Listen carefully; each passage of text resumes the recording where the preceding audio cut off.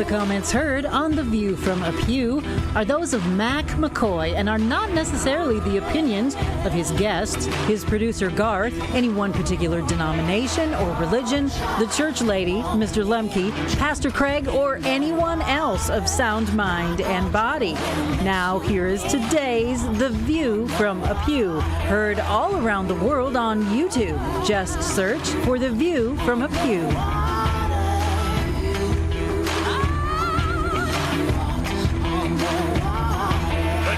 Good afternoon and good evening. My name is Mac McCoy, and welcome to this week's edition of Why Choose Christianity on The View from a Pew. We are in Chapter 12 of Why Choose Christianity, and today the question is this, and I want you to ponder this question, and Steve has written this chapter in our book, upcoming hopefully in about a year, Why Choose Christianity, and the question that he's asking for you to answer is Jesus near? And he's going to go through this, very well written, by the way. He's going to get into some very interesting situations where, do we know that Jesus is there? How do we see him there? Why would he be in that situation? And those are the questions we're going to try to answer today. So, as I said, my name is Mac McCoy. Steve Arntz is my guest, and let's start out with the word of the day. What did you pick for today? Oh, rather straight. It's an easy one. Yes, I was going to say easy, straightforward. Invocation, calling upon a higher power. That's what that word means, invocation. Mm-hmm. I always thought that was isn't that kind of a question to a prayer? Isn't an invocation kind of a prayer? Yeah, it kind of is. It's you're calling on a higher power, Jesus, okay. God, to come down. Yes. But is it a higher power in a generic sense, or is invocation a Christian term? I'd say yes. Okay.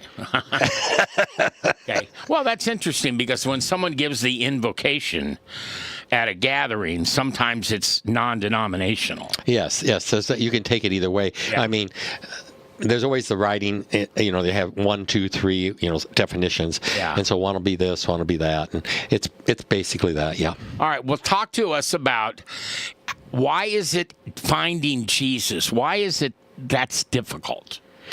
Well, it's only in the eyes of the beholder. I mean, by that it is makes me think of just a whole lot of movies, and so sometimes, guys, when I write this stuff, I'm trying to think of, I'm talking to people that maybe aren't Christian. In fact, I'm hoping to talk with a lot of people that aren't Christian. So sometimes I go to where you're at, not where I'm at. So here we go.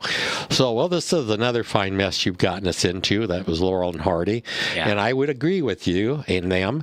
Life is messy. In the movie, What's It All About, Alfie, Michael Caine played the character of a man who followed the path of many before him and many after him.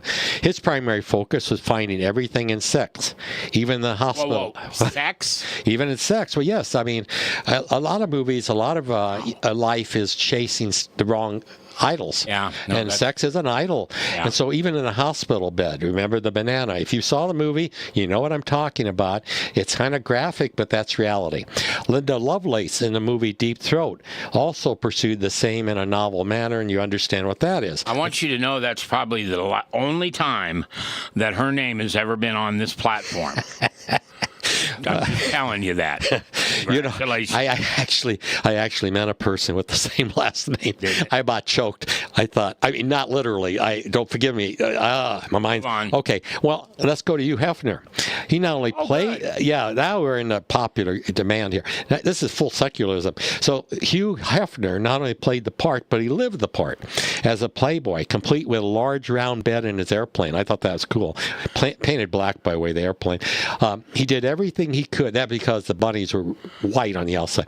He did everything he could to demonstrate that sexy young women, along with Pepsi and fried chicken, favorite things for him, supersede all of their needs and wants. How about the movie Basic Instinct? Like I said, I'm in the gutter with you now. Brought that point home with the help of hidden danger and cocaine. The beaten path is easy to find, and boy, it's easy to follow.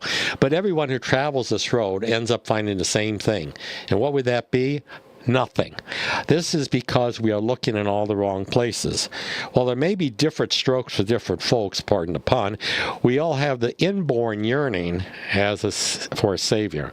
It is best to ask the Holy Spirit for His guidance and then to listen. How about the television miniseries called Rich Man, Poor Man, starring Peter Strauss and Nick Nolte? Portrayed as brothers, they used to contrast and explore the relationship between wealth, morality, and human condition. The brothers died together, placing their humanity above everything else. This is wealth versus poverty, or there is wealth versus poverty. There is power versus morality. There is pride versus human condition. And there's also greed versus a need, as in the song What About Me by Moving Pictures. So in other words, what I'm trying to do is, okay, everybody's, no matter where you start, it's not important. It's where we're going to go. So I've been in about every environment there is, and I mean, some that you might be surprised at, but I've been around. So I got a pretty good idea what's out there. And as a result, I know sometimes that people that are looking for these things, you can almost feel, and you can identify, I'm not going to say, you can identify the places you've been. In all honesty, you can feel the emptiness. You can feel the loneliness. Yeah. You can feel it. Yeah. And people are looking for that something to fulfill that in the wrong place, and when that happens, they leave with more discontent than when they entered. Well, you're kind of intentionally leaving us with nothing. Well, that's why, in a sense, you are, because nothingness in the world, metaphorically, is without light, which means darkness. Yep. So in the dark, one can lose his directions and easily become lost, no question about it. And there are a lot of folks today that are walking around pitch darkness with no light in sight.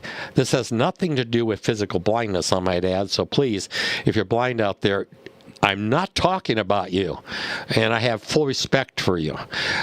They will grab at any pleasure. I'm not talking about the blind now. I'm talking about these people in the darkness. They will grab at any pleasure, possession, claim for fame, power, as they are hungry to compensate for their, and not only hungry, I would say desperate to compensate for their empty lives that are void of meaning. C.S. Lewis wrote, and I love C.S. Lewis, he makes everything so condensed. If a whole universe has no meaning, we should never have found that it has no meaning. Just as if there was no light in the universe, no creatures with eyes, we should never know it was dark. Dark would be everything, or would be without meaning. The movie, The Never-Ending Story, did a good job of illustrating how nothingness can destroy everything, because nothingness is the only thing that can exist in a vacuum. So in other words, what I'm trying to appeal to get all out there is if you're chasing the wrong things, you're going to be unhappy. You know if you're unhappy or not. You know if you're fulfilled or not. So if you're filled and happy and everything's joyful, don't listen to this show. But if you're missing any of those things, it might be worth it. Now, slow down a little bit, Steve, because you're going a little fast for this old man. I'm sorry. Dare I say that you are demonstrating that what I do for a living, talk, is cheap? I'm not making that as a joke. Absolutely, yes, but not the way you're saying it. Okay, well, I'm listening. I had to answer him. I mean, he got me in the corner, and I either had to fight or just say, "You got me," and he got me. But it's not exactly that clear. So we Christians can talk until we're blue, red, yellow, green in the face. It don't matter. You pick your color. But if we don't walk the talk, we are called out for who we are, and that's hypocrites. Now, I don't care who is talking. My co-host, Mac, is not a hypocrite. So when he talks, it's not talk is cheap. But what I'm addressing is if one only talks and doesn't walk the talk, then it is cheap. Because hypocrisy is the number one enemy of evangelization. In other words, to make matters worse, it's self-imposed. Think about that. We're causing our own problem. You put your whole body in, you take your whole body out, then you shake it all about. The hokey pokey. Well, this describes what evangelism is all about. We are all either all in or we're all out. On second thought, this apply? Does this apply to making a commitment? I mean, Jesus made it real clear that the lukewarm were not of his liking. He used that word lukewarm very negatively. He didn't like that for how you felt and about your temperature, temperament. I wish, and this comes from Revelation 3:15-16. I wish you were cold or hot, because if you're lukewarm and neither hot or cold, I will vomit you out of my mouth. It seems pretty clear to me. So, I'd rather talk with somebody out there that is an avowed atheist than I would talk to somebody who says he's a Christian but proves otherwise. Okay, so I'm following you pretty closely, but I want to ask you, how can we avoid living in this darkness? I don't want to live in darkness. Well, spend half my life trying to get out of it. Yeah, we all have had our times being in the darkness. Let's address that first. Yes. None of us have avoided that. Yes. So let's be clear about that. None of us. By the way, sometimes the lights are on and nobody's home. So it's not just darkness with no light. There's no hope. A fellow I know, he said the other day in a meeting I was at that they were talking about raising money for getting cars to people. He said, if the windows come, one broke out or whatever, what we do then is we blacken them all out and give it to the blind. Again, my apologies. But the point is, you can take anything and try to make something out of it. Yep. But we have to be careful how you say things. And so that's what we're saying. That isn't done with a lot of tactfulness. My point is that the only way we can get out of the darkness is discernment. I mean, we have to think. We have to, it's impossible. It's really hard to really be discerning when you're in total darkness. In fact, the disciples of Christ know how dark it can be, but they had enough sense to accept the light into them. In other words, Holy Spirit. So Jesus is easy to access, and the Holy Spirit is ready for combat. But it becomes difficult for those who are lost in the jungles of their own making.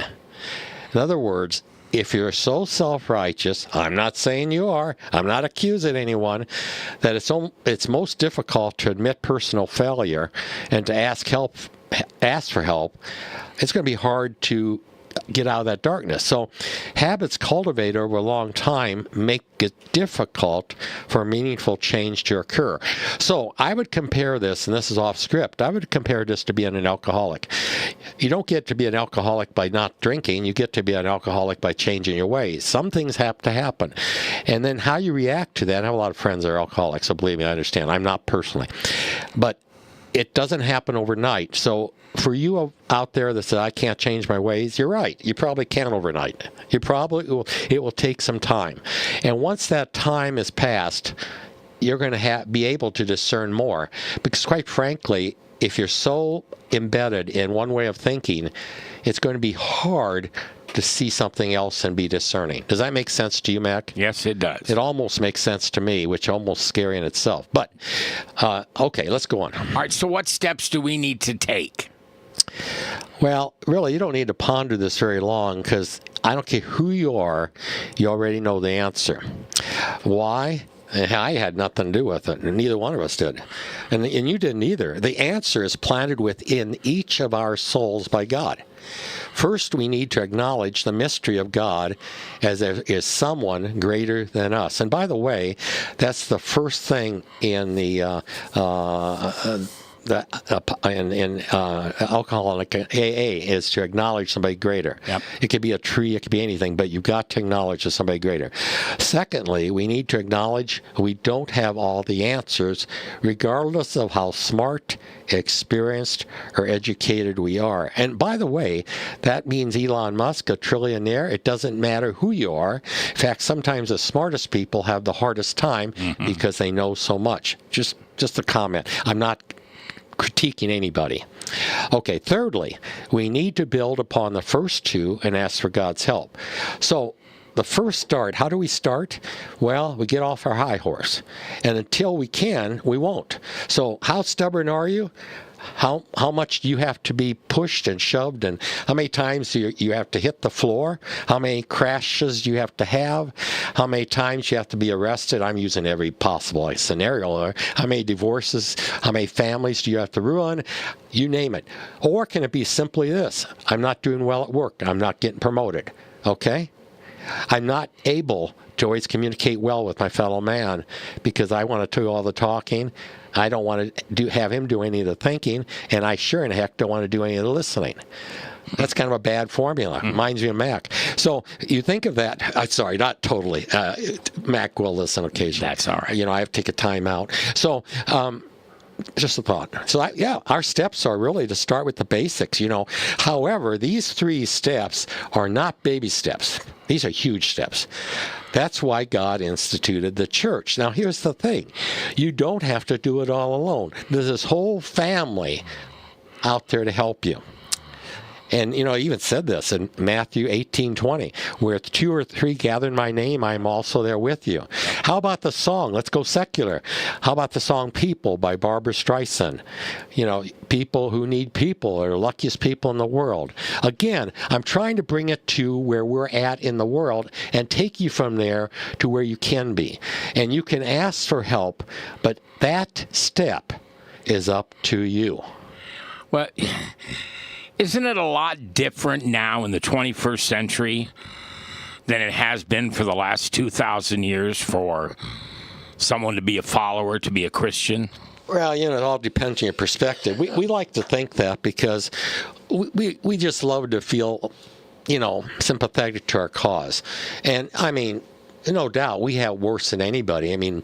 Gosh, having a couple cars doesn't mean anything. A house doesn't mean anything. None of this material stuff really means anything. And the reason I say that is because we wouldn't feel that way otherwise. So, no, it's not any different unless you say, well, martyrdom is a better way to go than living in West Omaha or somewhere else. What I'm trying to say is that was the option. You want to be a slave. Yeah, slavery was real big, You want to be ridiculed. You want to be beaten. You want to starve. You want to make a nader next. You don't have any Social Security. You have no safeguards. You don't know where you're going to eat your next meal. You don't know where you're going to sleep. Oh, no, that's all sounds good to me. The old days sounds good. Christians were often attacked for many of the same practices as Christians are today. No different, except some of the persecution is worse. I will say the paper whipping today, what's going on online and all the defriending, all this stuff on TikTok. I just read about a 15-year-old. She accepted a challenge to get high on this one drug, and she committed suicide by accident. 15 years old. I think that's worse than in the past because the past didn't have that. But they had guillotines. Okay, they had hatchets. They had swords, and they had all kind of things, and there was all kind of things. So the groundwork for what we believe today was laid many years ago in the Epistle Diogenes, it was written by a Christian to a non-believing friend in the 2nd century, and he described the Christian way of life as this: Christians dwell in their own countries, but simply as sojourners, meaning visitors, travelers.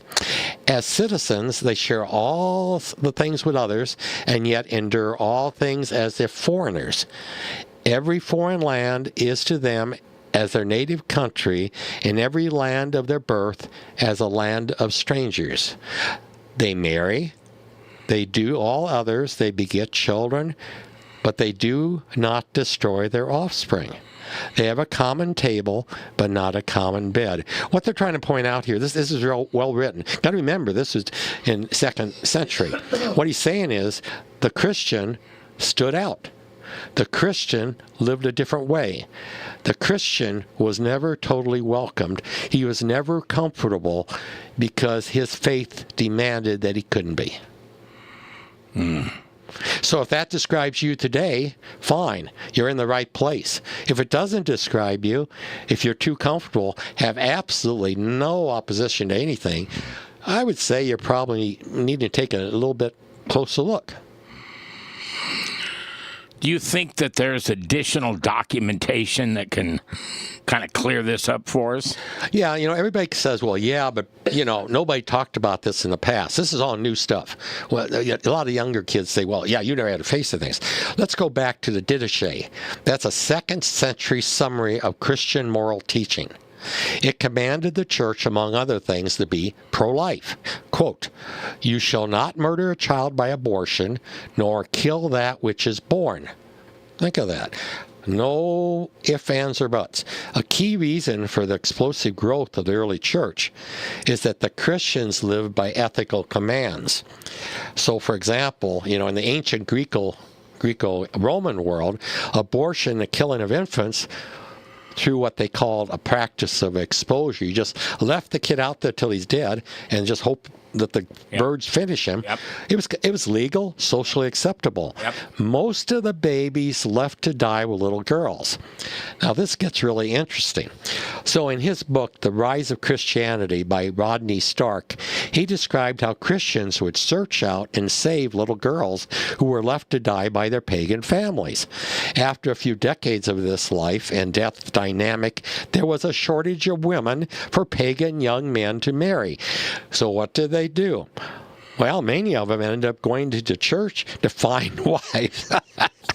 Now, this is why Christian life could never be reduced to random acts of kindness.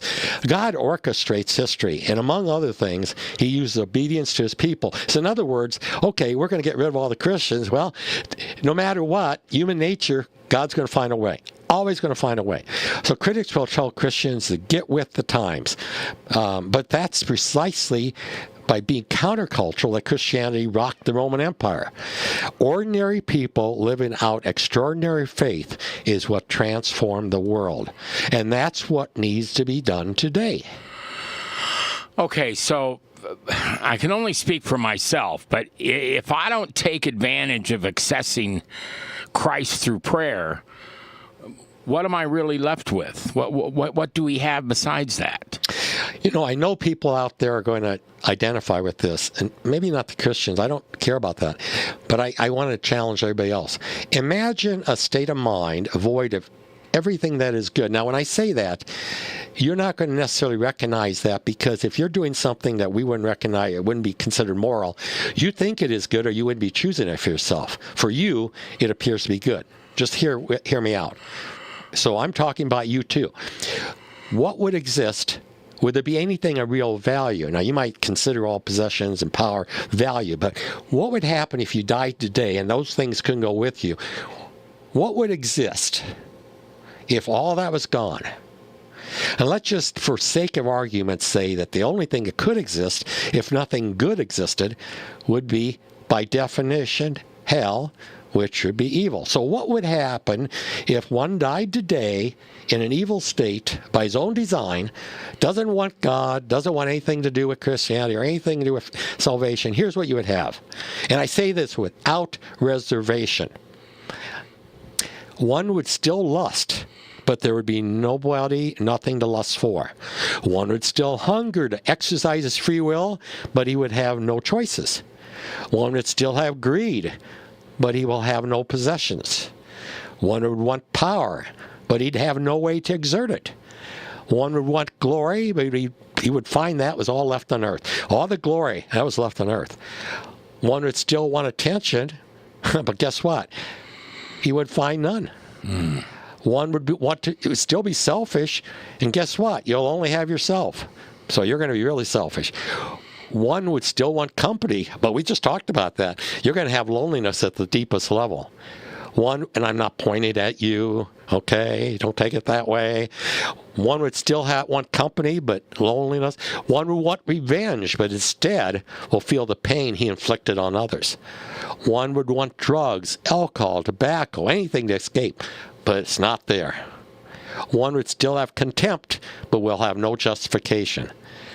One would have shame, but will have no sorrow. One would still have a soul, but it will be dead upon arrival. And I would call that all pain, no gain, end of story. I don't want that to be the end of any of our lives, because that's a lousy place to be. If you think it's a great place to be, go at it. Have at it. It's easy. You just fall down and let the gravity take you. Don't worry about following any path, and you'll get there. Wow. Okay, so what's the bottom line here? Well, the bottom line is that really, if you get right down to it, man creates his own hell on earth. Just think about that. Yep. We create our own hell here. Nobody else does. If everything good is from God, without God there is only evil. That's just what we talked about. In a word, hell is nothingness. Evil leaves us in total destruction. That's what it does. It destroys everything. The entirety of hell and all those in it may occupy a space, just think of this, no larger than a speck of dust on the end of a needle, while the endless universe would be God's kingdom, heaven. Bottom line, it's a give and take. We give Jesus respect, and we receive his grace. That's where we should be. It's give and take, and we give Jesus respect. And he gives us his grace. That sounds pretty good. I think it's a good deal. Yeah. Well, good job on this, Steve. I think you did a great job. I appreciate that. We do it every week on The View from a Pew. It's called Why Choose Christianity. Eventually, we believe this will be a book, and you'll be able to listen to the audio, which are the shows we're doing now. What a great book to send someone. Why Choose Christianity? And you heard it here on The View from a Pew.